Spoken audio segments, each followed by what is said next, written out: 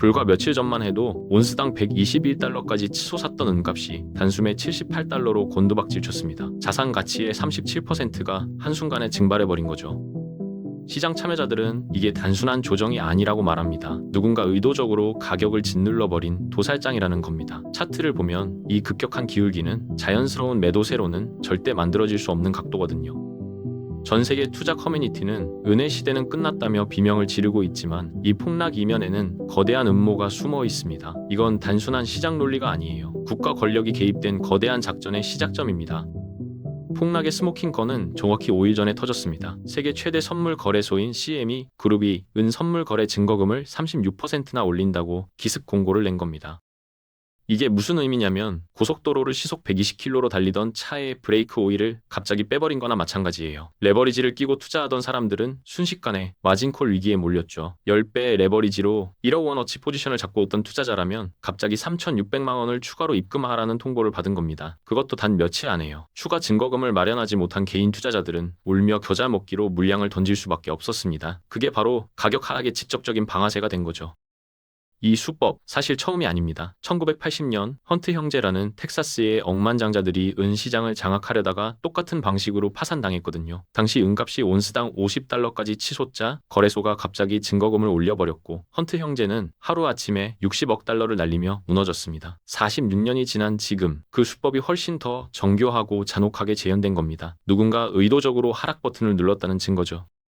CME 그룹의 이 조치는 시장의 자율성을 파괴하는 행위입니다. 그리고 이건 단순한 규제가 아니에요. 뒤이어 벌어질 거대한 매집을 위한 사전 정지 작업이었습니다. 은값이 바닥을 친 지 불과 4일 만인 2월 4일 워싱턴 DC에서 역사적인 회의가 열렸습니다. 미국 부통령이 직접 주재한 핵심 광물 안보 파트너십 장관급 회의였죠. 한국을 포함해 전 세계 50개국 자원 관련 수장들이 한자리에 모였습니다. 그런데 이 회의 날짜와 은값 폭락 타이밍이 묘하게 일치한 겁니다. 우연일까요? 절대 아닙니다.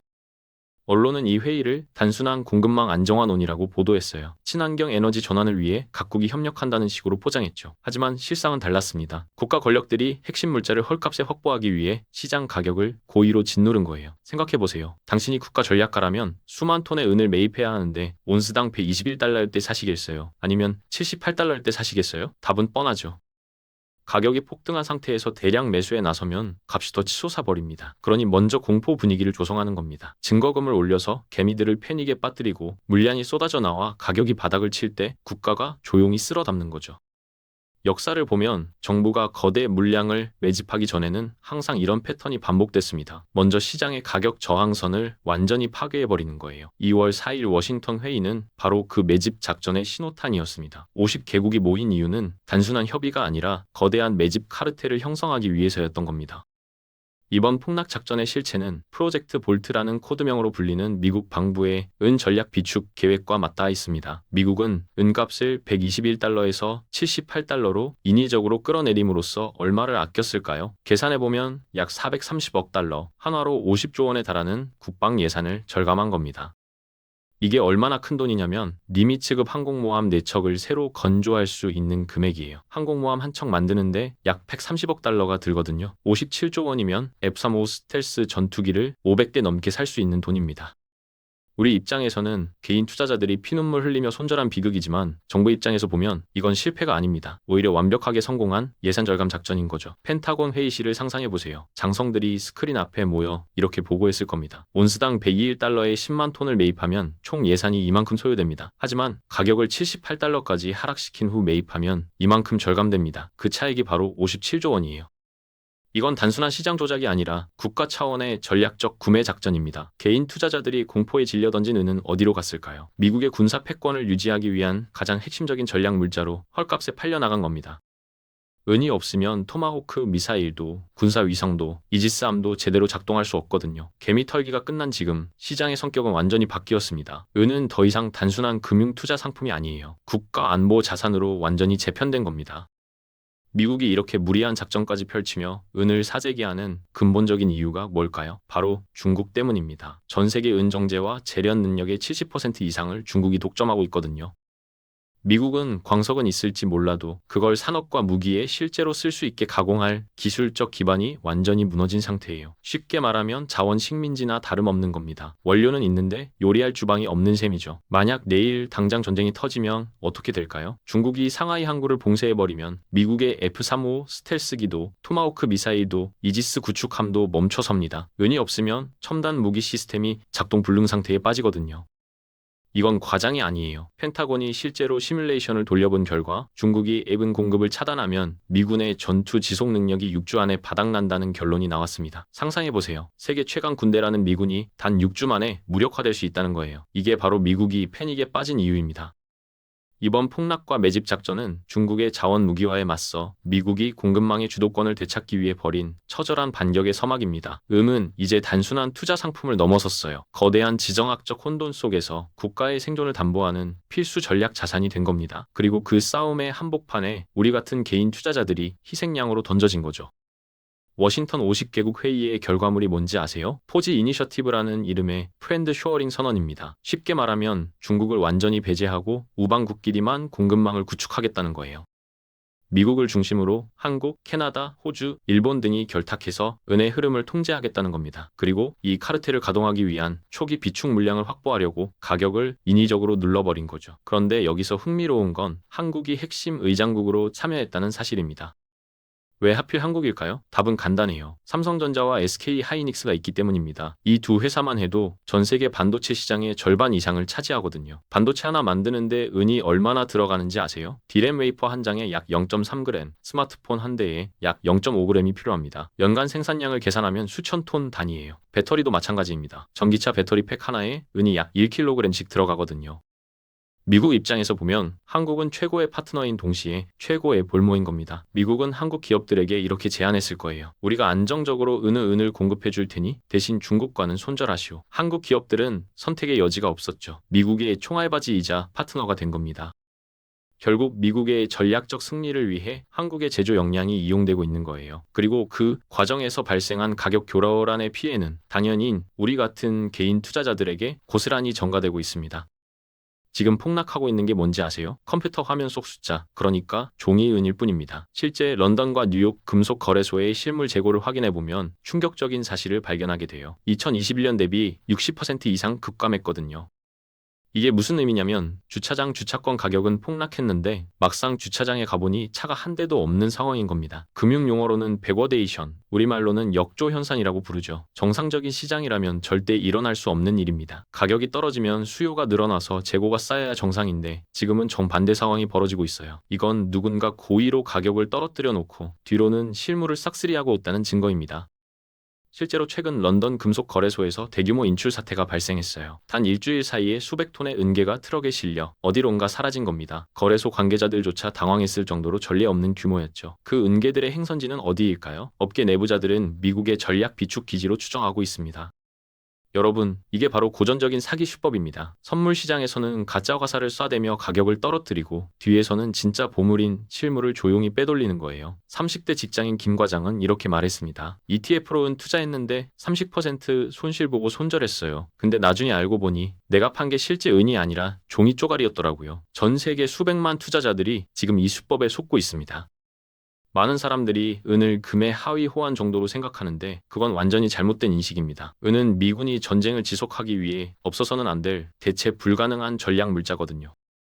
토마호크 미사일 한 발에 은이 얼마나 들어가는지 아세요? 약 500g입니다. 군사 위성 하나에는 약 18kg, 버지니아급 잠수함 한 척에는 무려 3톤이 들어갑니다. 은이 없으면 이 무기들은 그냥 고철 덩어리일 뿐이에요. 펜타곤의 내부 보고서를 보면 더욱 충격적입니다. 만약 은 공급이 끊기면 미군의 첨단 무기 시스템이 단 6주 만에 작동 불능 상태에 빠진다는 결론이 나왔거든요.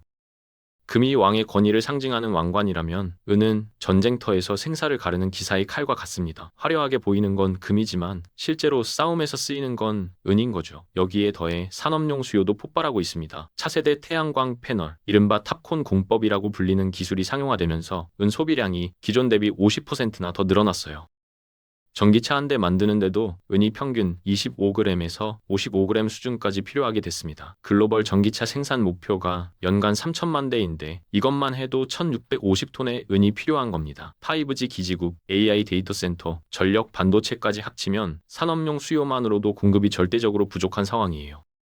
그런데 가격은 떨어지고 있죠. 이건 마치 터지기 직전에 압력밥솥 뚜껑을 억지로 누르고 있는 형국입니다. 언젠가는 폭발할 수밖에 없어요.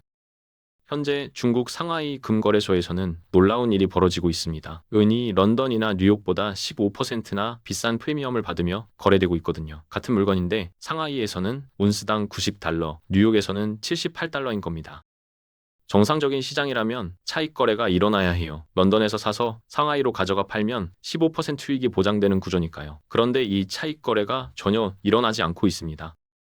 왜일까요? 시장의 실제 실물 은이씨가 말랐기 때문이에요. 팔 물건이 없으니 사서 옮길 수도 없는 거죠. 이건 단순한 시장 현상이 아닙니다. 거대한 힘의 충돌이 벌어지고 있는 겁니다. 서방 국가들은 가격을 최대한 낮춰서 물량을 빼앗으려 하고 중국은 가격을 높여서라도 물량을 지키려 하는 전쟁이에요. 베이징의 한 귀금속 딜러는 이렇게 말했습니다. 고객들이 돈을 들고 와도 팔 물건이 없어요. 가격을 아무리 올려도 공급이 안 됩니다. 은은 이제 시장 경제의 원리로 움직이지 않아요. 얼마가 들어도 좋으니 일단 가져와라는 안보 논리로 작동하는 자산이 된 겁니다. 중국 정부는 자국 내 애운 재고를 절대 밖으로 내보내지 않으려 하고 있어요. 수출 허가를 까다롭게 만들고 관세를 올리고 심지어 물리적으로 항구를 통제하고 있습니다. 미국이 가격 조작까지 하면서 공급망을 장악하려는 이유가 바로 이겁니다. 지금 싸게 사지 않으면 앞으로는 안보 논리에 의해 가격이 천정부지로 솟구칠 게 뻔하거든요. 이건 마지막 기회인 거예요. 현재 은 선물 시장에는 엄청난 폭탄이 장전돼 있습니다. 실물 재고보다 수백 배 많은 가짜 종이 은 포지션이 깔려 있거든요. 쉽게 말하면 실제로는 창고에 은이 100톤밖에 없는데 시장에서는 10만 톤어치 계약서가 돌아다니고 있는 겁니다.